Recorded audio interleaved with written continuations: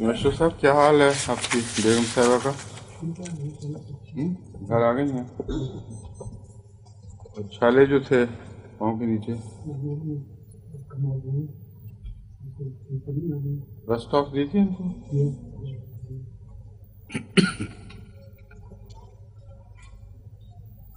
کہاں سے افمن طبیعہ سے انہیں تباہ ہے.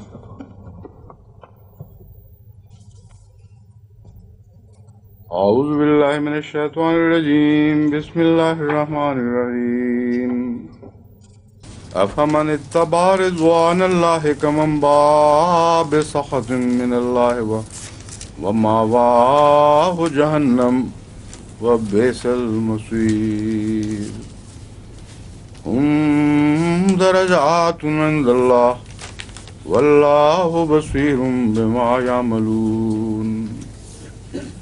لقد من اللہ علی المؤمنین اذ بعث فیہم رسولا من انفسہم یتلو علیہم آیاتہ ویزکیہم ویعلمہم الکتاب والحکمہ وإن كانوا من قبل لفي ضلال مبين.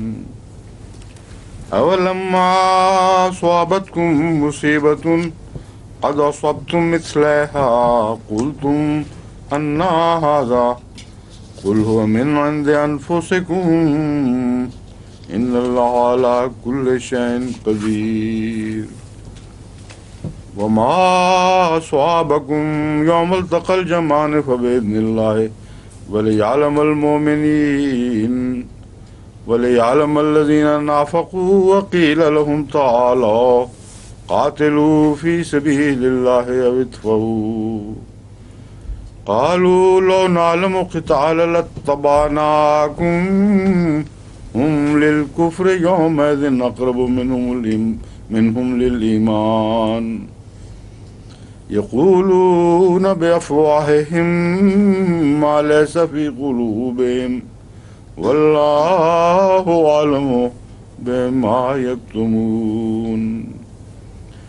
الذين قالوا لإخوانهم وقعدوا لو أطاعونا ما قتلوا قل فادرؤوا عن أنفسكم الموت إن كنتم صادقين. ولا تحسبن الذين قتلوا في سبيل الله أمواتا بل أحياء عند ربهم يرزقون فرحين بما آتاهم الله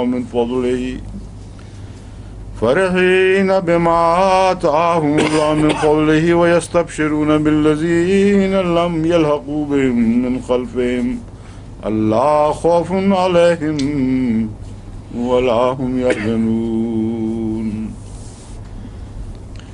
يستبشرون بنعمة من الله وفضل وأن الله لا يضيع أجر المحسنين أجر المؤمنين کل کی طرح پھر بھی آجی وأن الله لا يضيع أجر المؤمنين الذين استجابوا لله والرسول من بعد ما أصابهم القرح للذين أحسنوا منهم واتقوا أجر عظيم.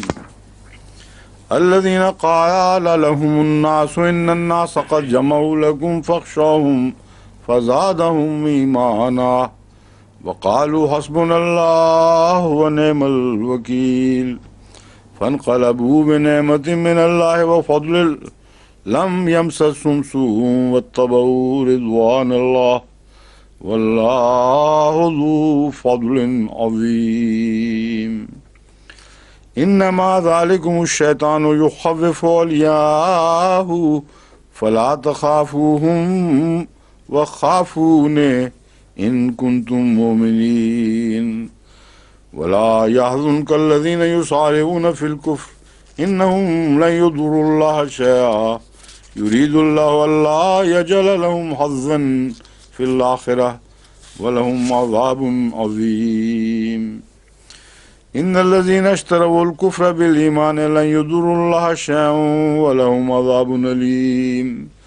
ولا يحسبن الذين كفروا انما نملی لهم خیر لانفسهم انما نملی لهم لیزدادوا اثما ولهم عذاب مهین ما كان الله ليذر المؤمنين على ما أنتم عليه حتى يميز الخبيث من الطيب وما كان الله ليطلعكم على الغيب ولكن الله يجتبي من رسله من يشاء فآمنوا بالله ورسله وإن تؤمنوا وتتقوا فلكم أجر عظيم ولا تحسبن الذين يبخلون بما آتاهم الله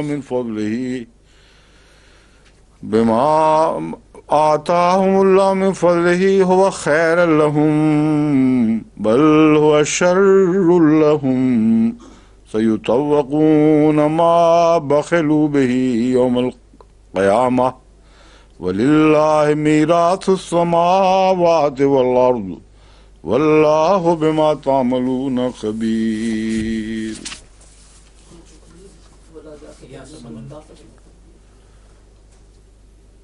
کیا یہ آخری آیت کا شروع جو ہے نہیں پڑھا ٹھیک؟ ولا یحسبن الذین نہیں ہے، یہ ہے آپ نے تاسبن پڑھا تھا. اچھا لکھا تو یحسبن نہیں ہوا. ولا يحسبن الذين يبخلون بما آتاهم الله من فضله هو خير لهم بل هو شر لهم سيطوقون ما بخلوا به يوم القيامة ولله ميراث السماوات والأرض والله بما تعملون خبير.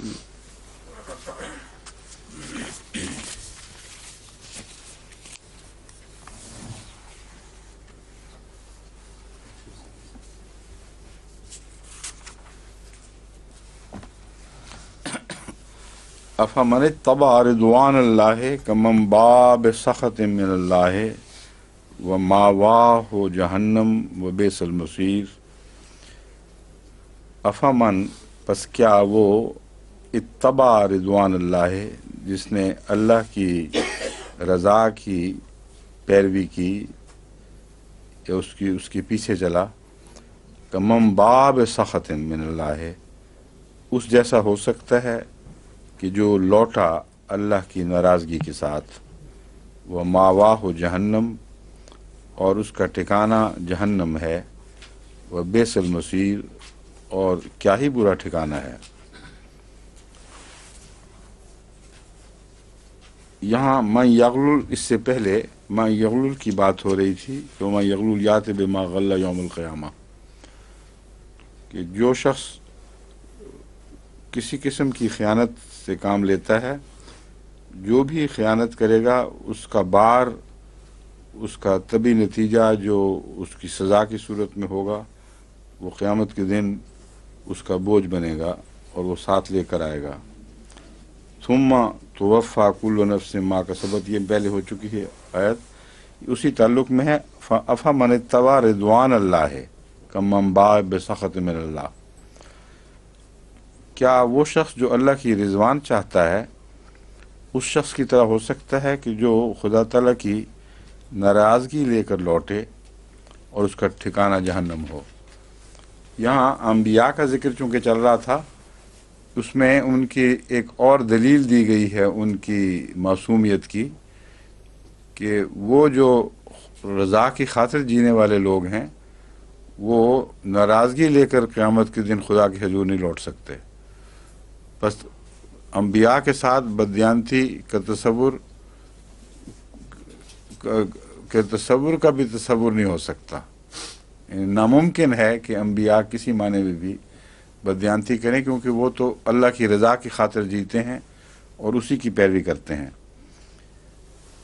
اور جو ایسا نہیں کرتا وہ ناراضگی لے کر قیامت کے دن لوٹے گا، وہ ماواہ جہنم، اس کا ٹھکانہ جہنم ہوگا، وہ بئس المصیر اور کیا ہی برا ٹھکانہ ہے. ہم درجات عند اللہ واللہ بصیر بما یعملون، یہ لوگ خدا کے نزدیک درجہ درجہ ہیں، یعنی ان کے مختلف درجات ہیں. درجات سے مراد صاحب درجہ یا اردو میں یوں کہہ سکتے ہیں کہ درجہ درجہ ہیں، ان کے مختلف حصے طبقات ہیں اللہ کے نزدیک۔ واللہ بصیر بما یعملون، اور اللہ تعالیٰ خوب دیکھتا ہے جو وہ کرتے ہیں۔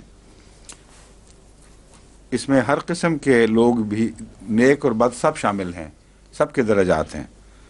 لقد من اللہ علی المومنین، اللہ نے مومنوں پر احسان فرمایا، اذ بعث فیہم رسولا من انفسہم، کہ جب انہی میں سے ایک رسول مبعوث فرمایا۔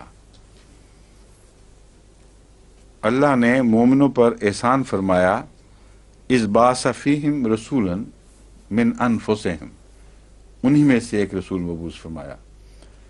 پس اگر آخری زمانے میں انہی میں سے نہ فرمائے تو کیا یہ احسان ہوگا؟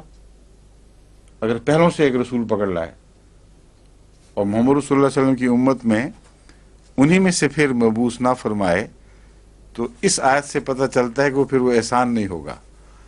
تو جس خدا نے آغاز احسان سے فرمایا ہے، کیسے ممکن ہے کہ وہ انجام کار احسان کا ہاتھ امت محمدیہ سے اٹھا لے اور احسان کے سوا معاملہ کرے؟ تو انہی لوگوں میں سے ایک ہونا، اسی امت میں سے ایک شخص کا مبعوث ہونا خدا کا احسان ہے۔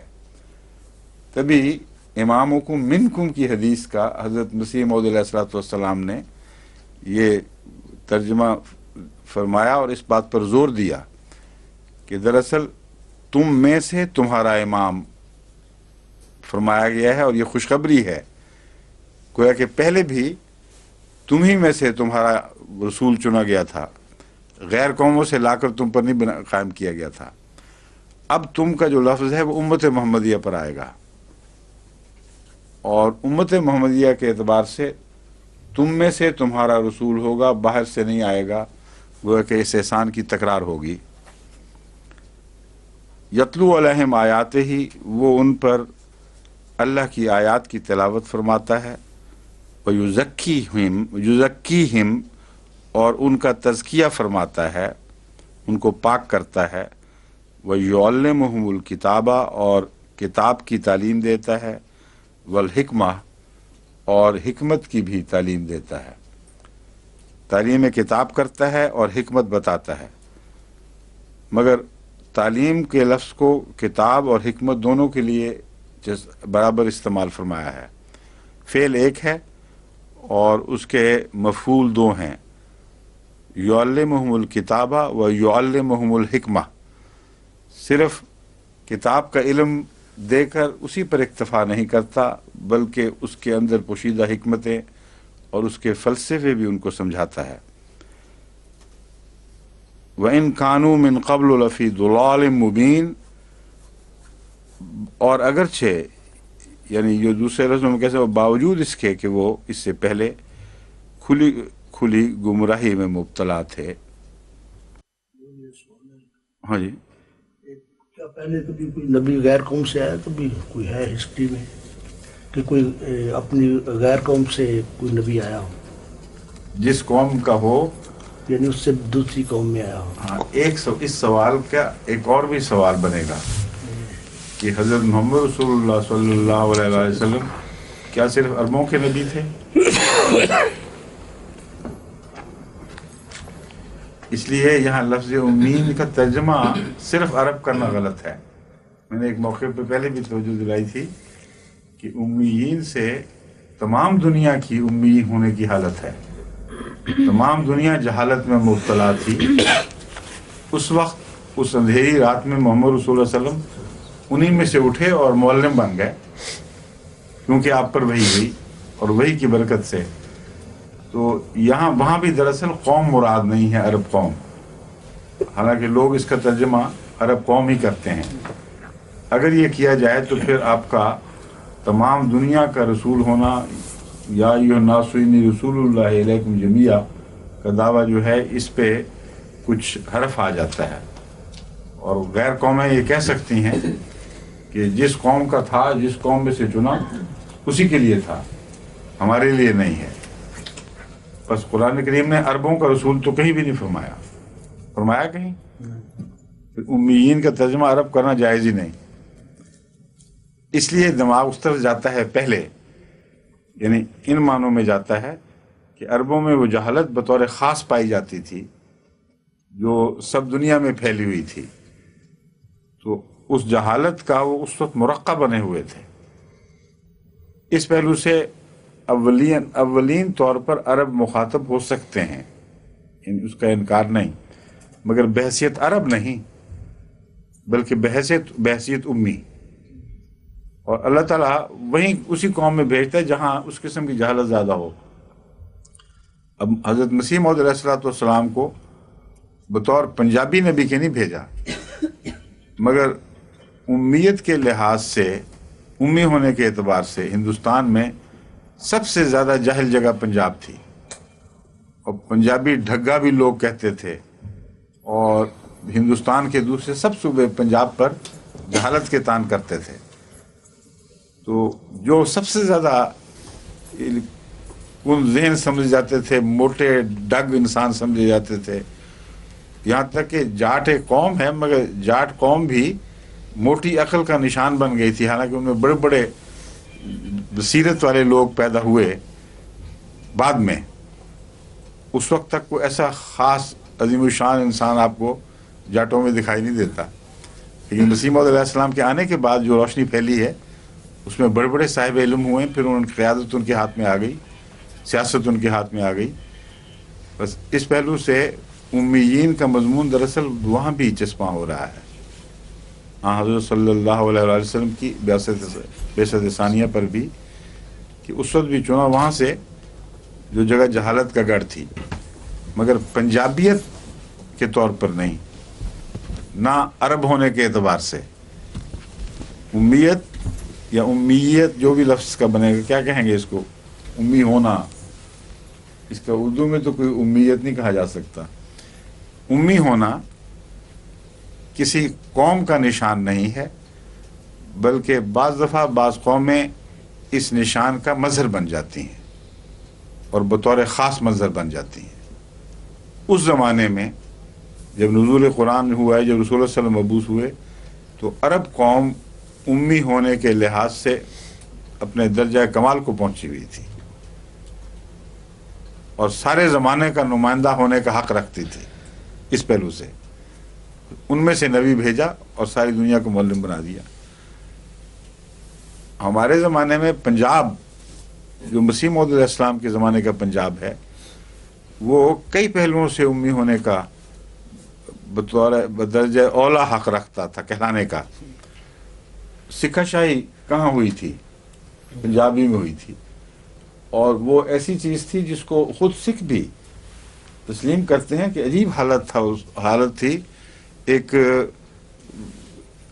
پنجاب کی جو امن و امان کی حالت تو الگ ہے، نظم و نسق ہر لحاظ سے نہایت درجہ گر چکا تھا، اور حکومت کے لیے کوئی بھی صاحب فہم دکھائی نہیں دیتا تھا۔ رنجیت سنگھ جو آئے ہیں، اس ماحول میں آئے، وہی ایک معقول ترین انسان اس دور کا دکھائی دیتا ہے، اور ان کے طریقے فیصلے کے بھی بڑے دلچسپ ہوتے تھے، مگر تھے بڑے ذہین، اس میں کوئی شک نہیں۔ مگر طوائف الملوکی کا جیسا عالم پنجاب میں تھا، ویسا ہندوستان میں کہیں اور دکھائی نہیں دیتا، اور اس پہلو سے جہالت اپنے ہر طور سے اپنے پورے جوش کے ساتھ پنجاب میں عمل دکھا رہی تھی، سمجھے ہیں؟ تو جہاں تک پہلا تعلق ہے آپ کے سوال کا، پہلوں سے تعلق ہے، وہ چونکہ قومی نبی تھے اس لیے وہ قوموں کی طرف مبعوث ہوئے ہیں، کسی صفاتی نام کی طرف مبعوث نہیں ہوئے۔ رسولاً الی بنی اسرائیل ہے، موسیٰ کو فرمایا گیا تو بنی اسرائیل کا رسالت کر اور ان کو بلا۔ تو اس سے پتہ چلتا ہے کہ صفاتی نام کی طرف منسوب ہونے کا واقعہ حضرت صلی اللہ علیہ وسلم کی تشریف آوری سے پہلے کبھی نہیں ہوا، کیونکہ آپ تمام دنیا کی طرف مبعوث ہونے تھے، اس لیے ایک قوم کی طرف آپ کو مبعوث نہیں کیا جا سکتا، ایک قوم کی طرف منسوب نہیں کیا جا سکتا تھا۔ بس امی ہونے کے اعتبار سے آپ کو تمام دنیا کی طرف منسوخ فرما دیا گیا. سمجھ گئے؟ کہاں تک پہنچے تھے؟ 165 مکمل کر لیجیے. 165 مکمل کر لیجیے. ٹھیک ہے. ان کانوا من قبل لفی ضلال مبین. اب لما اصابتکم مصیبت قد اصبتم مثلها. کیا جب کبھی بھی تمہیں یا جب بھی تمہیں کوئی مصیبت پہنچے جس جیسی مصیبت تم اس سے دگنی پہنچا چکے ہو، قل تم کیا تم یہ کہو گے انا ھذا کہ یہ کیوں ایسا ہوا ہے، کہاں سے آئی ہے یہ چیز، انا ھذا کہاں سے آئی ہے. کہو گے کا ترجمہ میں نے کیا ہے، حالانکہ لفظ یہاں ماضی کا ہے. قل تم نے کہا. اولما کا ماضی میں ترجمہ بنے گا کیا جب تمہیں مصیبت پہنچی تم نے یہ کہا. تو یہ مفہوم نہیں ہے اس کا کہ سوال نہیں پوچھا جا رہا کہ تم نے یہ کہا تھا کہ نہیں. اس میں استمرار پایا جاتا ہے، ان کی کیفیت، ان کے انداز سے بیان کو ایک جاری حالت کے طور پر بیان فرمایا گیا. بعض سوچیں ایسی ہوتی ہیں کہ ان سوچوں کا یہی نتیجہ نکلتا ہے. جب تک وہ دوسروں کو مصیبت پہنچاتے رہیں وہ کہتے ہیں کوئی فرق نہیں پڑتا، کہاں سے آئی کا سوال ہی نہیں اٹھتا. اپنے کو پہنچ جائے تو پھر زبانیں کھلتی ہیں کہ ہمارے اوپر یہ مصیبت کہاں سے آ گئی. تو دراصل اس میں بھی منافقین ہی مراد ہیں، صحابہ مراد نہیں ہیں. منافقین کو متعلق یہ ہے. اور مگر اب سوال صرف یہ اٹھے گا کہ پھر منافقین نے تو مصیبت نہیں پہنچائی تھی. جب ہم یہ بات کرتے ہیں تو یہ مشکل ہے جس کا ترجمے کے ساتھ حل ضروری ہے. ایک طرف اگر اس سے مراد صحابہ لے لیے جائیں تو صحابہ کے کردار پر یہ اچھا اثر نہیں پڑتا، اور نہ صحابہ ایسے تھے.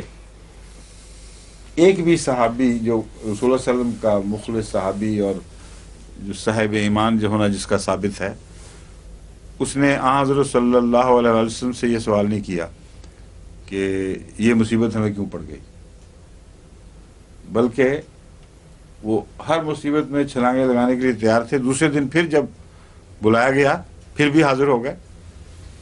تو اس لیے یہ سوال اٹھایا ہے منافقوں نے. اور تم چونکہ مسلمانوں کی نمائندگی میں ایسا سوال کرتے تھے، اس لیے بحیثیت نمائندگی ان کو آپ منہ بند کرنے کے لیے الزامی جواب ہے. سمجھیں آپ؟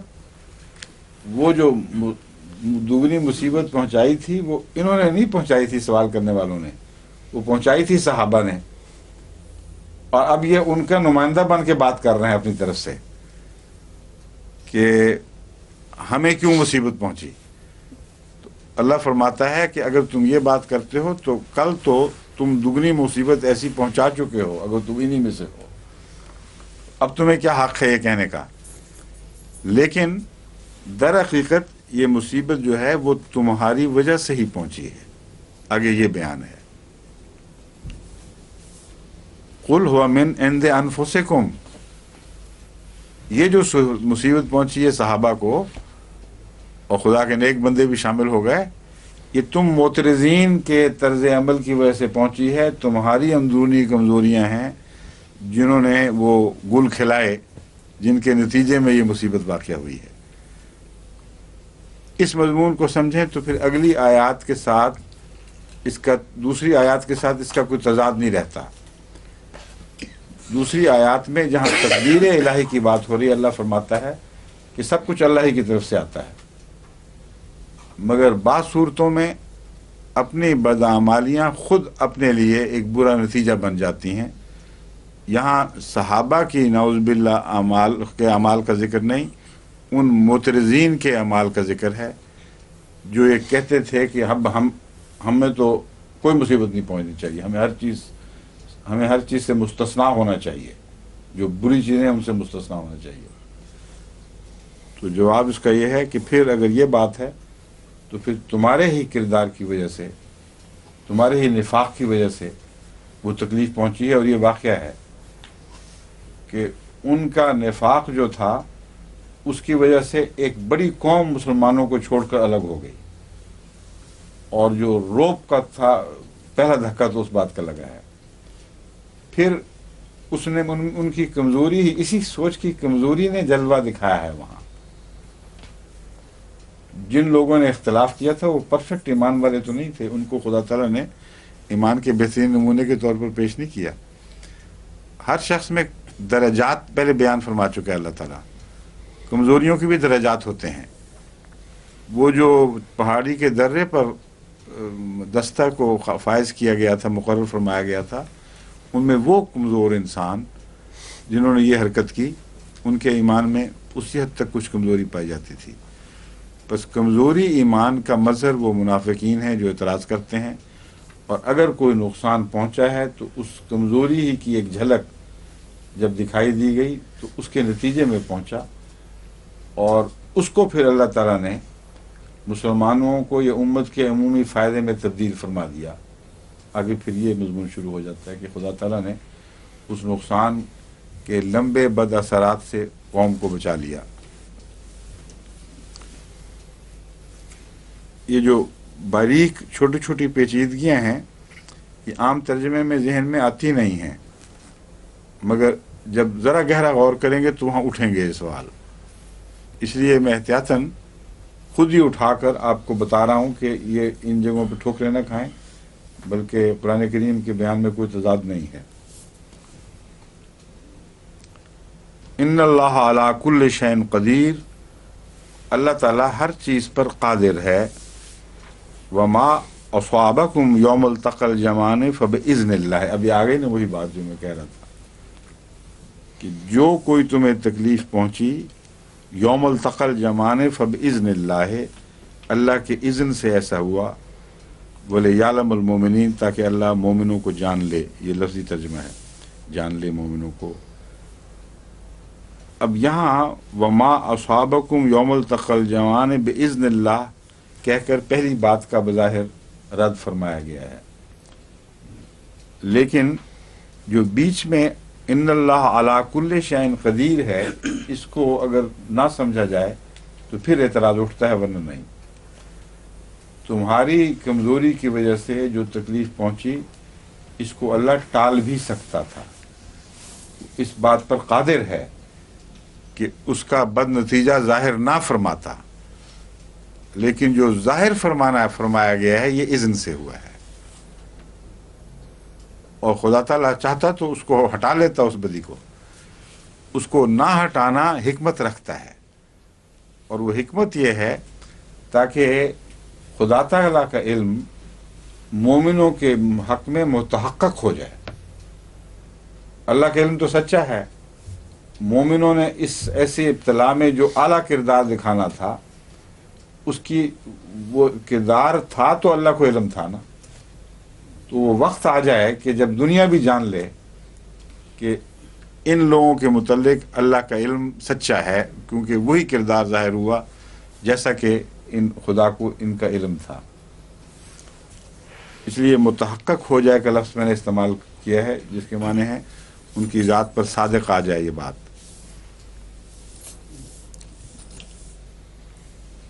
मा स्वाबकुम यौमुल तक़ल जमाने, और जो कुछ तुम्हें मुसीबत पहुंची उस दिन जबकि दो जमीयतें, दो लश्कर मुतसादिम हुए, एक दूसरे से टकराए। अब इज़्निल्लाह है, बस अल्लाह के हुक्म से। असाबकुम यौमुल तक़ल, जो मुसीबत तुम्हें पहुंची वो फ़ब इज़्निल्लाह है, बस वो अल्लाह के हुक्म से या उसकी इजाज़त से थी, उसके मंशा के मुताबिक थी, वरना चाहता तो तुम्हारी कमज़ोरी की बदी से तुम्हें बचा लेता। और हिकमत क्या थी? वले यालमुल मोमिनीन, ताकि मोमिनों को मुश्किल वक्तों में और इब्तलाओं में अपने ईमान को निथार कर सच्चा साबित करने की तौफीक मिले।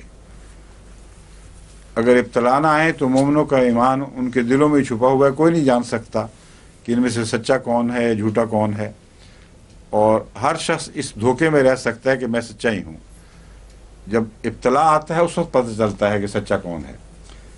तो ये हिकमत थी। वले यालमुल लज़ीना नाफ़क़ू, और वो लोग जिन्होंने मुनाफ़क़त की है उनका किरदार भी खुल कर ज़ाहिर हो जाए। ये मकसद था कि अल्लाह ताला ने इस इब्तला को टाला नहीं। वकील लहुम तालौ कातिलू फी सबीलिल्लाह अविदफऊ, और उन्हें ये कहा गया था या उनसे कहा जाता है कि कातिलू फी सबीलिल्लाह, अल्लाह की राह में क़िताल करो, अविदफऊ या दिफा ही करो। क़िताल तो दिफाई जंगी है, अगर दिफा से मुराद आम दिफा लिया जाए तो फिर क़िताल को जारहाना जंग मानना पड़ेगा। इसलिए असल में इसका मज़मून मतलब समझना ज़रूरी है। ये वो मुनाफिकीन थे जो इस अहद में बहरहाल शामिल थे कि अगर मदीने पर हमला हुआ तो हम ज़रूर दिफा करेंगे। तो दरअसल ये दोनों बातों में झूठे हैं। उनसे कहा गया था कि तुम या क़िताल में शामिल हो जो बाहर जाकर दिफा करना था, या अपने अहद के मुताबिक अपने शहर ही में दिफा करो। लेकिन ये अपने शहर में भी दिफा के लिए तैयार नहीं थे और चाहते यही थे कि दुश्मन हमला करे और मुसलमानों को तहस नहस कर दे। या दूसरे मानों में इसका मतलब ये होगा वइज़ अविदफऊ, या दिफा की तैयारियां करो। हर वक्त मोमिन को दिफा की तैयारी का हुक्म है। तो खुदा ताला की तालीम ये थी कि जब क़िताल का वक्त आए क़िताल करो, जब क़िताल का वक्त नहीं तो दूसरी सूरत में अपने दिफा की तैयारियां करो। एक तीसरा मौका इस दिफा का जंग अहज़ाब के वक्त ज़ाहिर हुआ, जबकि क़िताल अमलन क़िताल नहीं था बल्कि एक दिफाई तदबीर थी, और उस दिफाई तदबीर में तमाम मुसलमान शामिल हुए और जो मुनाफिकीन थे वो पीछे रह गए। हालांकि उनका फ़र्ज़ था कि मदीने पर हमला हो रहा है और वो अपने अहद के मुताबिक उसकी दिफाई कोशिशों में उनका साथ दें, बल्कि उल्टा बेवफाई की। तो इदफ़ऊ के ये तीन इम्कानी माने हैं जो पेश नज़र रहने चाहिए। क़ालू लो नालमु क़ितालन लत्तबानाकुम, इदफ़ा वाली बात छोड़ देते हैं। साफ पता लगा है कि उनका मन जो है झूठा है। वहाँ उर्दू में तो ज़्यादा सख्त लफ्ज़ आता है मगर मैं झूठा ही कहता हूँ। तो उनके दिल के अंदर बदी छुपी हुई थी। दिफा वाली बात तो छोड़ ही गए। कहते हैं क़िताल हमें आता तो हम पीछे आ जाते, आपके साथ आ जाते, हमें क़िताल आता ही नहीं। जिसको क़िताल नहीं आता उसने दिफा क्या करना है वो किसी जोगा भी नहीं, बेकार चीज़ है। तो फरमाया कि वो ये कहते हैं कि अगर हमें लड़ना आता तो हम ज़रूर पीछे पीछे आते। हुम लिल कुफ्र यौमइज़िन अक़रबु मिनहुम लिल ईमान, उनमें से ये बात कह रहे हैं इस वक्त, ऐसे वक्त में, ऐसे दौर में जब ये कलाम किया करते हैं।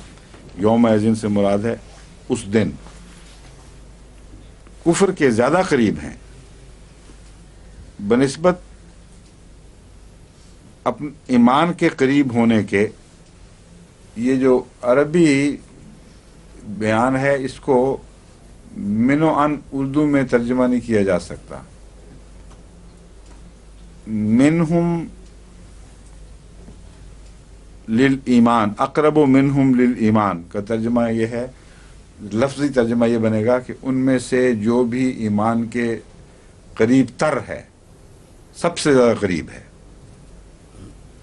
और पहले का ये बनेगा वहुम लिल कुफ्र यौमइज़िन अक़रब। अक़रब जो है बीच में वाक़या हुआ है। एक इसका ताल्लुक पहले आयत, पहले हिस्से से है, वो यूँ बनता है फिर कि आज वो कुफ्र के ज़्यादा करीब हैं, सबसे ज़्यादा करीब हैं। दूसरा मिनहुम लिल ईमान है। अगर अक़रब को छोड़ दें, यहाँ पहली से जोड़े रखें तो मिनहुम लिल ईमान का तर्जमा जो है वो मुबहम हो जाता है। इसलिए मैंने कहा था कि इसका लफ्ज़ी तर्जमा मिनवन करना उर्दू में मुमकिन नहीं है, मगर कुरान करीम का मज़मून बिल्कुल खुला हुआ और वाज़ेह है कि आज के दिन وہ ایمان کے قریب ہونے کی بجائے کفر کے زیادہ قریب ہیں.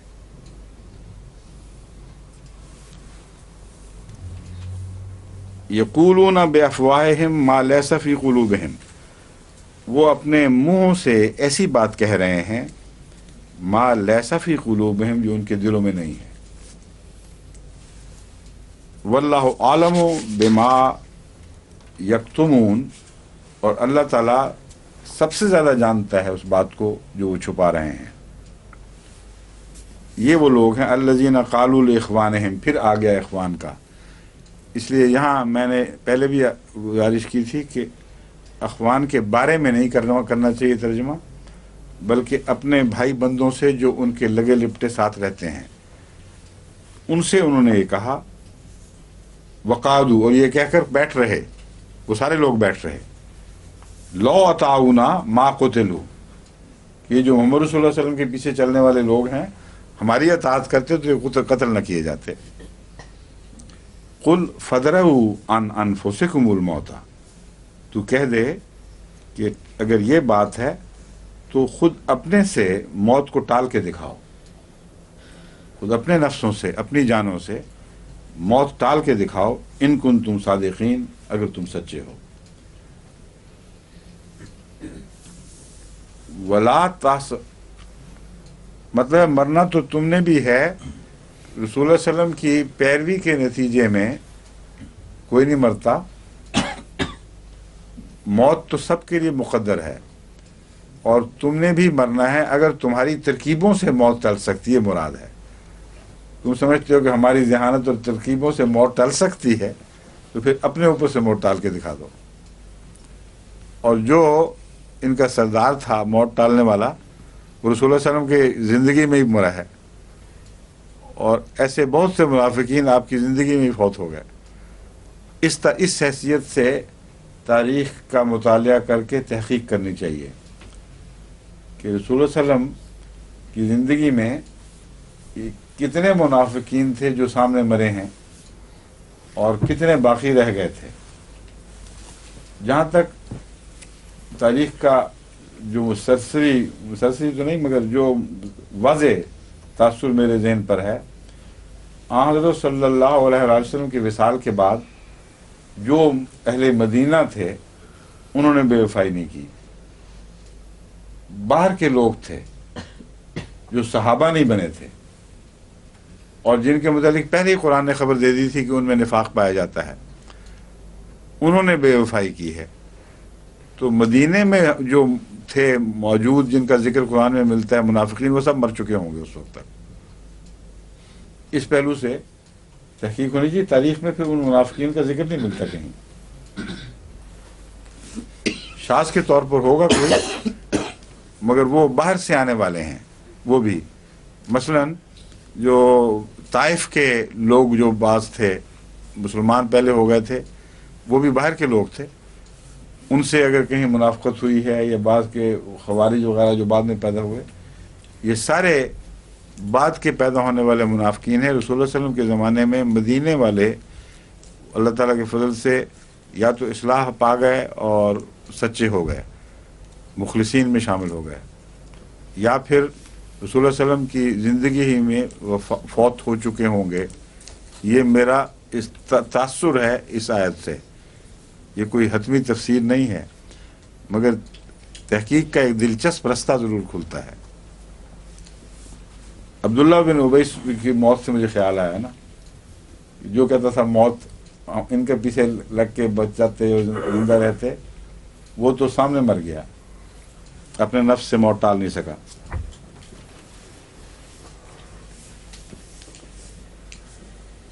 لا ولا تحسبن الذین قتلوا فی سبیل اللہ امواتا. اور جہاں قتل کی بات ہو رہی تھی، موت کی بحث کیوں چھڑی؟ اب یہ بحث چل پڑی ہے، یہ گفتگو ہو رہی ہے کہ دراصل قتل تو موت کی خاطر کیا جاتا ہے.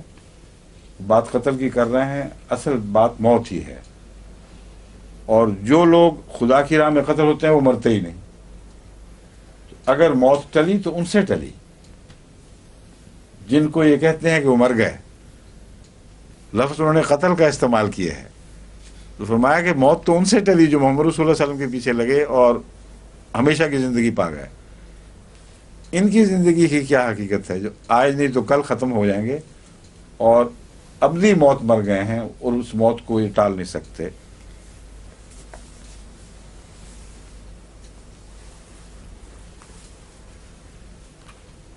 بل احیاء عند ربہم، بلکہ اپنے رب کے حضور زندہ ہیں.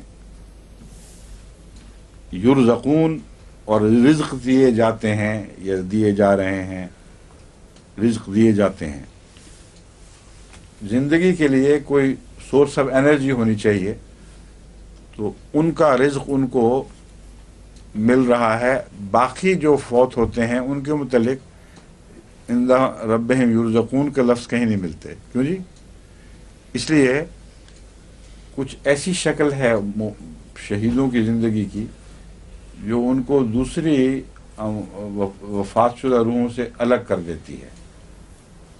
کوئی غیر معمولی بات ایسی ہے جس کو ہم سمجھ نہیں سکتے اور ہمارا شعور وہاں پہنچ نہیں سکتا. فرحین بما آتاہم اللہ من فضلہ، وہ خوش ہیں اس چیز سے جو اللہ تعالیٰ نے ان کو اپنے فضل سے عطا فرمائی. وَيَسْتَبْشِرُونَ بِالَّذِينَ لَمْ يَلْحَقُوا بِهِمْ مِنْ خَلْفِهِمْ، اور وہ ایسے لوگ جو بعد میں ان سے آ کر ملنے والے ہیں اور ابھی ملے نہیں، ان کے متعلق وہ خدا تعالیٰ سے یا ملائے اعلیٰ سے خوشخبریاں حاصل کرتے ہیں. یعنی اللہ تعالیٰ ان کو ان کے متعلق بھی بتاتا ہے کہ تمہارے جیسے کچھ اور بھی خوش نصیب ہیں جو آ کر تم سے ملنے والے ہیں. کیونکہ استبشار کا مطلب نیک تمنا رکھنے کے بھی ہو سکتے ہیں عربی میں کہ نہیں مومن صاحب؟ خوش چاہتے ہیں، خوش آئند ان کا مستقبل چاہتے ہیں. استفعال میں طلب کا اور تمنی کا مطلب ان معنوں میں اسی لیے میں کہہ رہا ہوں کہ یہ ترجمہ بھی اس کا جو باب ہے اس سے نکلنا چاہیے. یستبشرون کہ آپ تو اتنا خوش ہیں وہ، مگر جو پیچھے رہ گئے ہیں اب ان کے لیے بھی خوشیاں چاہتے ہیں کہ ان کو بھی خوشیاں عطا ہوں، صرف ہم ہی نہ خوش ہوں. کیونکہ انسان اگر اکیلا خوش ہو اور اپنے پیاروں کے لیے خوشی نہ چاہے تو اس میں کوئی مزہ نہیں رہتا خوشی میں. تو استبشرون میں نیک توقعات رکھتے ہیں یا خوشیوں کی دعائیں کرتے ہیں، اللہ تعالیٰ سے ان کے لیے خوشیاں چاہتے ہیں. اور دوسرا معنی جو عام طور پر مروج ہے وہ یہی ہے کہ خدا تعالیٰ سے یا آسمان سے ان کو ان کے بارے میں خوشخبریاں ملتی ہیں، وہ حاصل کرتے ہیں خوشخبریاں. اللہ خوف علیہم ولا هم یحزنون، اور خوشخبریاں کیا اگر وہ ہیں خوشخبریاں ملتی ہیں ان کو تو یہ ترجمہ ہوگا کہ اللہ خوف علیہم، ان کے متعلق ان پر کوئی خوف غالب نہیں آئے گا. ولا هم یحزنون، اور وہ کوئی بھی چیز کا غم محسوس نہیں کریں گے، دل کو نہیں لگا بیٹھیں گے. اس کے نقصان کے بد اثرات سے اللہ بچائے گا. دوسرا اگر استبشار کا وہ ترجمہ کہ اللہ وہ نیک تمنا چاہتے ہیں ان کے متعلق تو یہ دعائیں کرتے ہیں کہ لا خوف علیہم، اللہ ان پر کوئی خوف غالب نہ آئے. ولا هم یحزنون، اور ان کو کوئی نقصان غمگین نہ کر سکے. یہ اس لحاظ سے اچھا لگتا ہے ترجمہ کہ خود وہ اس حالت سے گزر کے آئے ہیں، اس لیے جو اپنی خیر ان کو پہنچی ہے وہ ان کے متعلق بھی چاہتے ہیں اور ان کو دعائیں دیتے ہیں کہ اے خدا ان کا بھی ایسا ہی ہو، ان پر بھی کوئی خوف غالب نہ آئے. شہادت پانے والے پر وقت شہادت کوئی خوف نہیں ہوتا، اور وہ مزید جب خدا اس کو اجر دیتا ہے تو مزید کی تمنا کرتا ہے، مزید اجر کی نہیں، مزید شہادت کی. تو یہ مراد ہو سکتی ہے کہ جس نمونے سے ہم نکلے ہیں ان کو بھی یہی توفیق ملے تاکہ آئندہ جب دین کے لیے ابتلاءیں اور مشکلات کا سامنا ہو تو اسی طرح جری اللہ بن کے وہ غیروں کا مقابلہ کریں.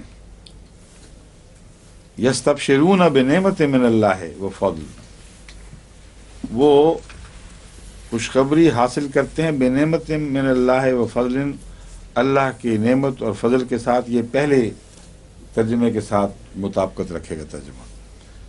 दूसरा यूँ बनेगा व यस्तबशिरून बेनेमत मिन अल्लाह व फضल, वो अल्लाह की नेमत और फजल के चूँकि वारिस बन चुके हैं, इसलिए इसी की तमन्ना दूसरों के हक़ में रखते हैं कि उन्हें भी इसी तरह नेमतें नसीब हों और इसी तरह उन पर भी फजल नाजिल हों। वअन्न अल्लाह ला युज़ीउ अजरल मोमिनीन, और यकीनन ये बात दुरुस्त है कि अल्लाह मोमिनों का अजर ज़ाया नहीं किया करता।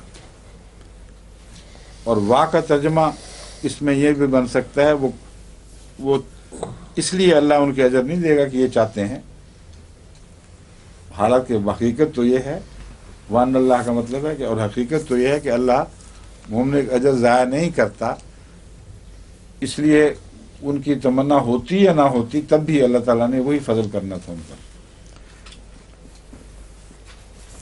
अल्लज़ीन इस्तजाबू लिल्लाहि वर रसूल मिन बाद मा असाबहुमुल कर्ब, किनका अजर ज़ाया नहीं करता या करेगा? अल्लज़ीन इस्तजाबू लिल्लाहि, जिन्होंने अल्लाह की बात का फरमाबरदारी के साथ जवाब दिया, अल्लाह ताला के बुलावे पर लब्बैक कहा, इस्तजाबू लिल्लाहि वर रसूल, अल्लाह की आवाज़ पर लब्बैक कहा और रसूल की आवाज़ पर लब्बैक कहा। मिन बाद मा असाबहुमुल कर्ब, उसके बाद कि उनको ज़ख्म पहुंच चुका था। अब इससे सारे पिछले धोने धोए गए। पहले कुरान करीम बयान फरमा रहा है, एक वक्त था कि रसूल बुला रहा था उनके पीछे से और वो ध्यान देने की ताकत ही नहीं रखते थे, बकटुट दौड़े चले जा रहे थे। और फिर जब होश आई तो साबित, खुदा ताला ने साबित करने के लिए कि बेदाग लोग हैं, बुज़दिली से नहीं भागे थे, ज़ख्म के बावजूद जब बुलाया गया तो हाजिर हो गए सब। ये है मोमिनों को जान ले का माना। बहुत अजीम शान फतह है ये। दरअसल जंग उहद से ज़्यादा खूबसूरत मोमिनों के को निथार कर जाहिर करने के लिहाज से कोई और जंग नहीं लड़ी गई।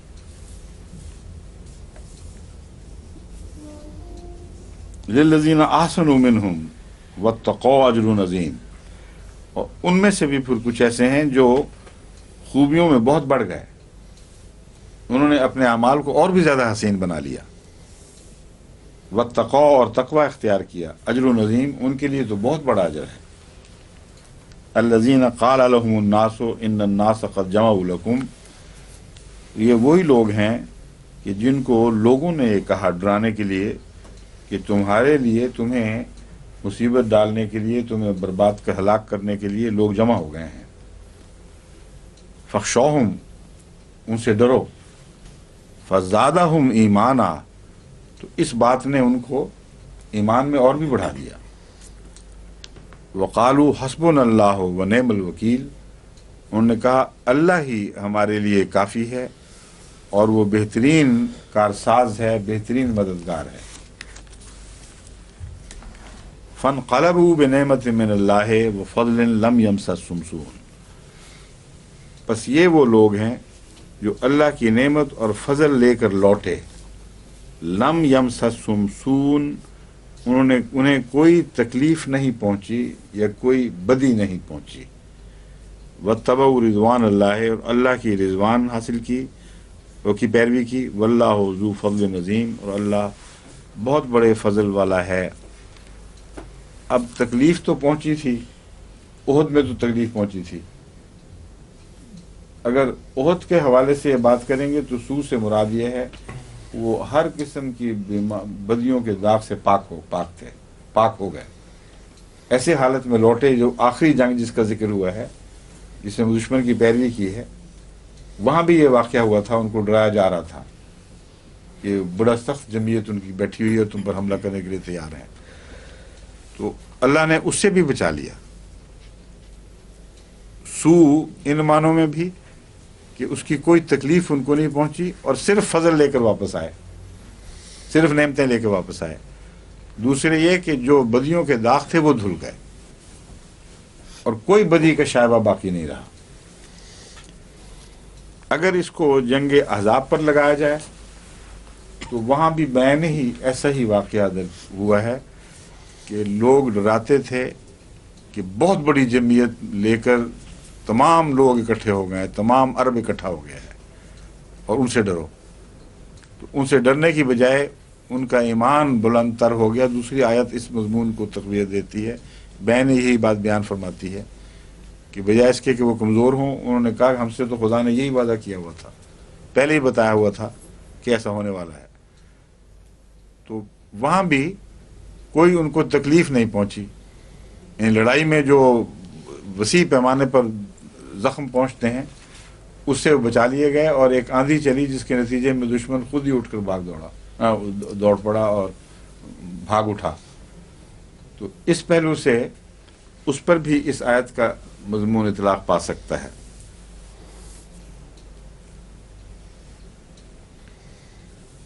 वला यहज़ुनकल्लज़ीना युसारिऊन फ़िल कुफ़्र, तुझे उन लोगों की बातें गमगीन न करें जो कुफ्र में बहुत तेज़ी दिखा रहे हैं। क्या? एक मिनट ठहरिए, मैं देख लेता हूँ। इन्नमा ज़ालिकुम शैतान, ये आयत रह गई बीच में से। इन्नमा ज़ालिकुम शैतानो युख़व्विफ़ु औलियाहु, ये शैतान ही है दरअसल। ज़ालिकुम शैतानो, यहाँ ज़ालिकुम का तर्जमा अमूमन नहीं किया जाता, लेकिन एक मुहावरतन इस्तेमाल हो जाता है, लेकिन हकीकत में हर इंसान के अंदर शैतान होते हैं। तो जिन लोगों को शैतान ने डराया वाक़यातन, वो यूँ मुखातब हो गए कि ये तुम्हारा ही शैतान था जो अपने औलिया को डरा रहा था। मगर अगर तुम्हारा ना किया जाए तो ये मुहावरतन ज़ालिकुम इस्तेमाल होता है और ज़रूरी नहीं कि इसका तर्जमा तुम्हारा किया जाए। तो ये शैतान ही था जो अपने औलिया को डरा रहा था, जो उसके साथी हैं, जो उसके हम कमाश हैं, उनको डराता है वो सिर्फ। फला तखाफूहुम व खाफूने, बस जो शैतान के डराए हुए हैं उनसे तुम क्या डरते हो। बहुत ही प्यारा अंदाज़े कलाम है कि शैतान ने अपने साथियों को डरा दिया, वो तो डर गए। उन बुज़दिलों से जो शैतान की बातों में आके डर जाएं, तुम क्या खौफ रख सकते हो। ये तो सवाल ही नहीं पैदा होता। खाफूने, बस सिर्फ मेरा खौफ करो।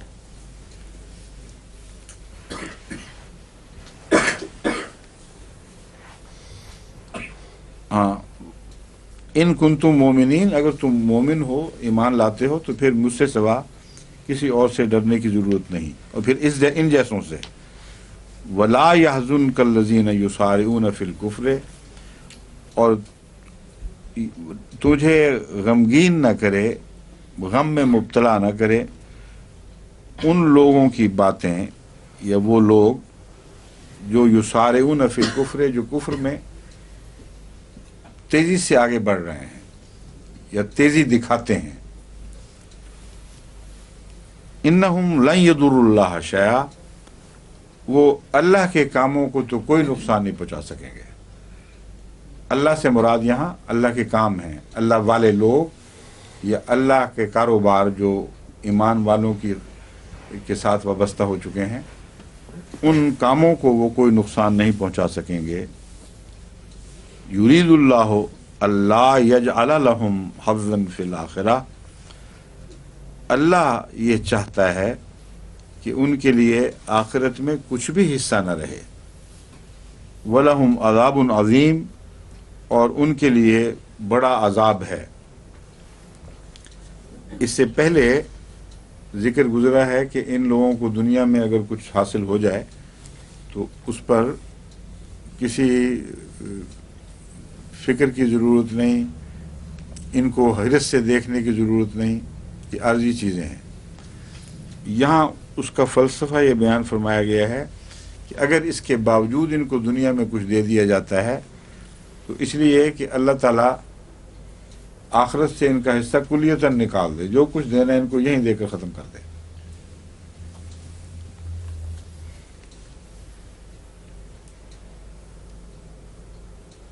وَلَهُمْ عَذَابٌ عَظِيمٌ، اور ان کے لیے بہت بڑا عذاب ہے۔ إِنَّ الَّذِينَ اشْتَرَوُا الْكُفْرَ بِالْإِيمَانِ لَن يُضُرُّوا اللَّهَ شَيْئًا، وہی اللہ کو نقصان نہیں پہنچا سکے والا مضمون دوبارہ آیا ہے کہ وہ لوگ جنہوں نے ایمان کے بدلے کفر خرید لیا وہ اللہ کو کچھ بھی نقصان نہیں پہنچا سکیں گے۔ وَلَهُمْ عَذَابٌ عَلِيمٌ، اور ان کے لیے دردناک عذاب ہے۔ وَلَا يَحْسَبَنَّ، ایمان کے بدلے کفر کیسے خرید لیا؟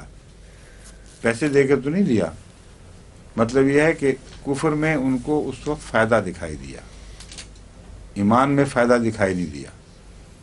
بہت سے ایسے ارتداد کے واقعات اس گزشتہ دور میں ہوئے ہیں، اگرچہ سب ملا بھی لیے جائیں تو اس کے مقابل پر خدا کے فضل سے جو جماعت کی تعداد بڑی ہے وہ کہیں زیادہ ہے، مگر جو ہوئے ہیں ان پر جب تحقیق کروائی گئی اور سب کے متعلق میں نے تحقیق کروائی ہے تو 100% وہ لوگ ہیں جو پہلے دین میں کمزور، چندوں سے بے تعلق اور دنیاوی رسم و رواج کے پابند تھے، اور فائدہ اٹھانے کی خاطر انہوں نے کفر کا اعلان کیا ہے۔ بس یہ مراد ہے خرید لیا کا، ضروری نہیں کہ ان کو باقاعدہ پیسے دیے گئے ہوں، انہوں نے اپنے مفادات کفر میں جب دیکھے کہ اس موقع پر کفر میں شامل ہونا زیادہ فائدہ مند ہے تو اس جو دل کی حالت تھی اس کا اعلان کر دیا۔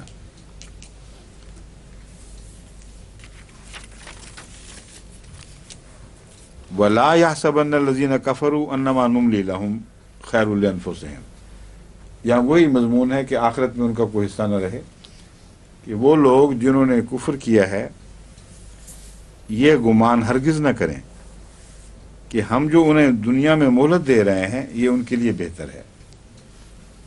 کئی لوگ کہتے ہیں نا کہ پکڑے کیوں نہیں گئے، ابھی تک ان کو کچھ نہیں ہوا، وہ بھی وقت آ جاتا ہے، لیکن ایک مہلت دینے سے بہت سے سوچی حکمتیں وابستہ ہیں۔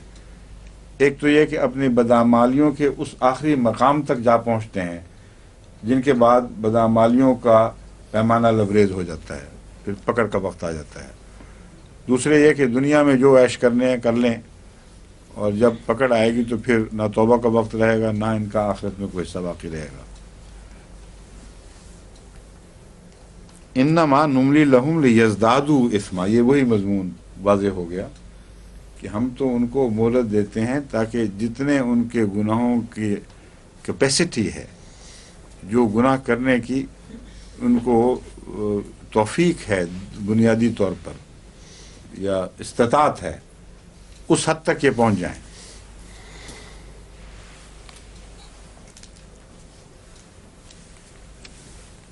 وَلَهُمْ عَذَابٌ مُهِينٌ، اور ان کے لیے ایک رسوا کن عذاب مقدر ہے۔ رسوا کن اس دنیا میں بھی ہے کہ ان سب باتوں کے بارے میں یہ نامراد ہو جائیں گے، اور آخر ان کی رسوائی اور ان کی ذلت ہے۔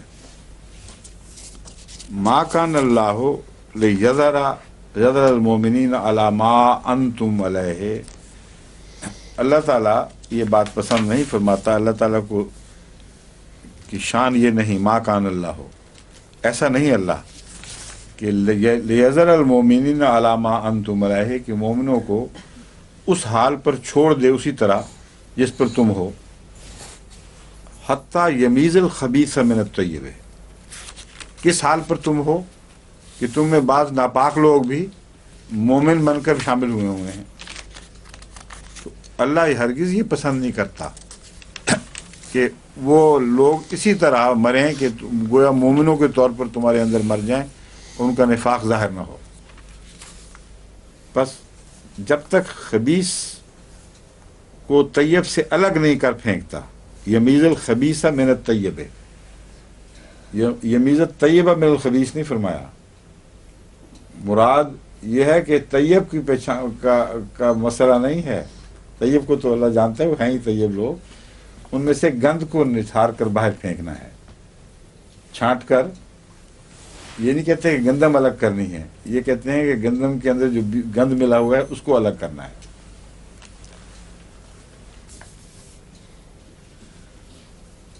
वमा कान अल्लाहु लियुत्लिअकुम अलल गैब वलाकिन्नल्लाह यज्तबी मिन रुसुलिही मन यशाअ। और अल्लाह का ये नहीं करता कि तुम्हें गैब पर मुत्तले कर दे, वलाकिन्नल्लाह यज्तबी मिन रुसुलिही मन यशाअ, बल्कि अल्लाह ताला रसूलों में से जिसको चाहता है चुन लेता है, अपना नुमाइंदा बना लेता है। फ़आमिनू बिल्लाहि व रसूलिही, बस अल्लाह पर और उसके रसूलों पर ईमान लाओ। इसमें तमाम रसूलों को शामिल फरमा लिया गया है, सिर्फ वो एक वाक़या वहाँ का नहीं है, जिसके जैसा कि बाज़ मुस्तशरिकीन ने एतराज़ भी उठाए हैं, बाज़ मुफस्सिरीन ने भी गलती की है इस आयत में। मुराद ये है कि युत्लिअकुम अलल गैब से ये हरगिज़ मुराद नहीं है कि तुम्हें ये बता देता कि ये कौन कौन मुनाफिकीन हैं, ये क्यों ना किया। ये धोखा है जो कई मुफस्सिरीन को भी लगा और मुस्तशरिकीन ने भी ये बात उठाई और एतराज़ात का निशाना बनाया कुरान करीम को, रसूल सल्लम को भी, कि वो रसूल सल्लम इस बात को छुपाने की खातिर कि उनको पता ही नहीं, ये आयत बना बैठे हैं नाउज़ुबिल्लाह मिन ज़ालिक अपनी तरफ से कि मोमिनों को नहीं अल्लाह ताला बताएगा, बिल्कुल सिर्फ मुझे बताएगा और मुझे पता है, बस यही काफ़ी है। ये मजमून नहीं है, वो तो अल्लाह ताला शुरू से ही ये आयतें ये बता रही हैं, निथार कर उनको अलग कर दे, उनको अलग कर दे, उनको अलग कर दे। तो फरमाया कि निथार कर अलग करने के लिए जो मुश्किलात दरपेश होती हैं उसमें मोमिन भी तो तकलीफ़ उठाते हैं। तो अगर कोई ये सोचे कि इसकी बजाय, अलग तो वो हो गए, इसकी बजाय खुदा ताला ने महज इत्तला का तरीक़ क्यों नहीं इख्तियार कर दिया कि इत्तला कर दी कि ये लोग मुनाफिकीन हैं। ये मज़मून उठाकर उसका जवाब ये अल्लाह ताला देता है कि खुदा ताला ये तरीक़ नहीं किया करता इख्तियार, ये उसकी सुन्नत के ख़िलाफ़ है कि आज़माए बग़ैर सिर्फ नाम बता दे। लेकिन ये सुन्नत के ख़िलाफ़ नहीं है कि इत्तला दे, मगर इत्तला भी हर कस व नाकस को नहीं देता बल्कि रसूलों को देता है। बस कुरान से साबित है कि जहाँ तक इत्तला का ताल्लुक़ है, अल्लाह ताला ने हज़रत सल्लल्लाहु अलैहि वसल्लम को उन मुनाफिकीन के नामों से, उनके हालात से, उनके किरदार से खूब अच्छी तरह आगाह फरमा दिया था। बल्कि यहाँ तक फरमाया कि तू उनके बोलने की अदाओं से भी समझ लेता है, उनके चेहरे के आसार से उनको पहचानता है। कोई मुनाफिक भी रसूलुल्लाह सल्लल्लाहु अलैहि वसल्लम पर छुपा हुआ नहीं था। और हज़रत सल्लल्लाहु अलैहि वसल्लम से जो सहाबा ने फिरासत पाई, उन पर भी कोई इश्तवा वाली बात नहीं थी। ये इतराज़ ही यूँ गलत और बेहुदा उठा हुआ है। हज़रत अबू बकर रज़ी अल्लाह ताला अन्हु से किसी ने दो हाथों से मुसाफ़ा किया, अस्सलामु अलैकुम या हज़रत, तो आपने भी दो हाथों से मुसाफ़ा किया। तो किसी ने कहा कि वो चला गया, तो कहा हुज़ूर आप या हज़रत आपको पता नहीं ये बड़ा मुनाफिक है, उसने मुनाफिकत से दो हाथों से आपसे, कहते मैंने भी तो इसी दो हाथों से किया, मुझे पता है मुनाफिक, जो उसने मुझसे किया वही मैंने उससे कर दिया। तो ये है युखादिऊनल्लाह वल्लज़ी वमा यख़दऊन इल्ला अनफुसहुम, वो अपनी तरफ से धोखा देते हैं, हालांकि वो खुद धोखे में आए हुए होते हैं। पता होता है अच्छा भला मोमिनों को किस किस्म के लोग हैं, उनके दो हाथों के मुकाबले दो हाथ कर दिए तो नुकसान क्या हो गया। वो बल्कि इस धोखे में मुब्तला रहा कि मैं कामयाब हो गया हूँ। तो इसलिए ये जो बहस उठाई है बिल्कुल लगव बेमानी है। खुदा ने बता दिया था, मगर बताना काफ़ी नहीं, ये मतलब है। अल्लाह ताला बताकर बात को नहीं छोड़ा करता जब तक इब्तला में डालकर अमल की दुनिया में बद नेकों से निकल कर बाहर ना फेंक दिए जाएं, उनका किरदार दिखा दे दुनिया को कि ये कौन लोग हैं। उस वक्त तक अल्लाह ताला महज इत्तला पर राज़ी नहीं होता। ठीक है, अब यहाँ से निशान करें, वो उंगली उठ गई है उनकी।